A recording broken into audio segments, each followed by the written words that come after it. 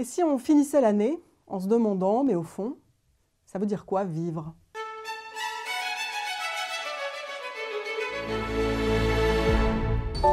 From when I was a child, what I wanted was to be a gentleman. Life just crept up on me, one day preceding the next. Good morning, gentlemen. Good morning, Mr. Williams. Not happy, not unhappy. It was small wonder I didn't notice. Vivre, ça raconte l'histoire d'un type d'un certain âge qui s'appelle Monsieur Williams. Un petit employé de bureau à la vie très terne qui découvre qu'il n'a plus que 6 mois à vivre et qui va essayer de vivre le mieux possible les 6 derniers mois de son existence. Tout à coup, il est frappé par cette question. Mais qu'est-ce que j'ai fait de ma vie? Mais qu'est-ce que ce serait vivre? Il ne sait pas ce que c'est que de s'amuser, de profiter, il ne sait pas ce que c'est que d'exprimer ses sentiments. Et il se retrouve face à ce naufrage intime et très solitaire, très douloureux, parce qu'il en parle à personne, à part à une petite jeune femme. Une jeune fille apparemment toute frêle, et qui va se révéler quelqu'un qui est très volontaire.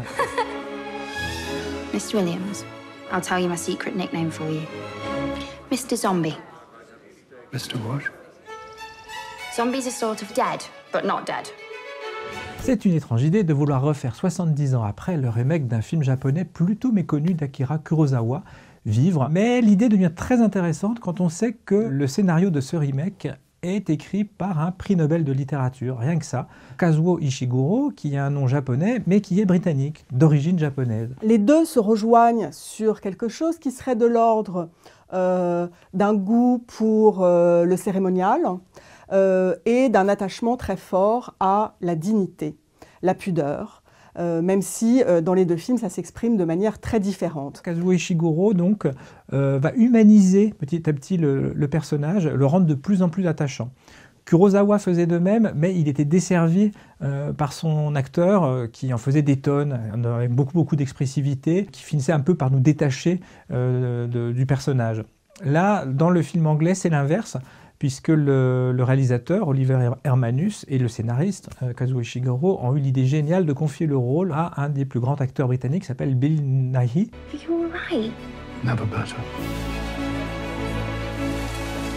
It does seem to me that he's changed. Yes.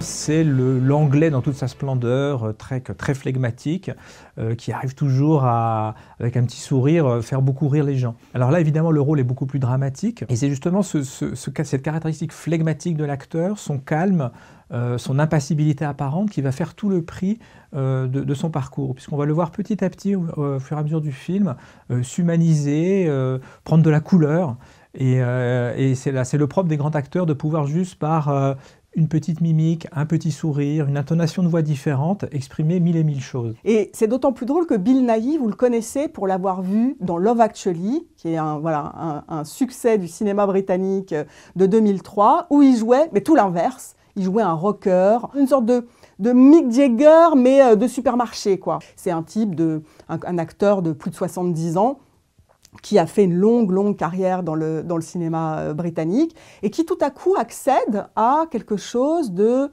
un véritable premier rôle, extrêmement profond, extrêmement délicat. C'est peut-être pas le film de Noël le plus sexy et le plus drôle à voir, mais c'est en tout cas un film qui, malgré la gravité du sujet, fait beaucoup de bien. C'est pas folichon, c'est pas gay, mais c'est un des beaux films de la semaine. You know, I remember what it's like to be alive.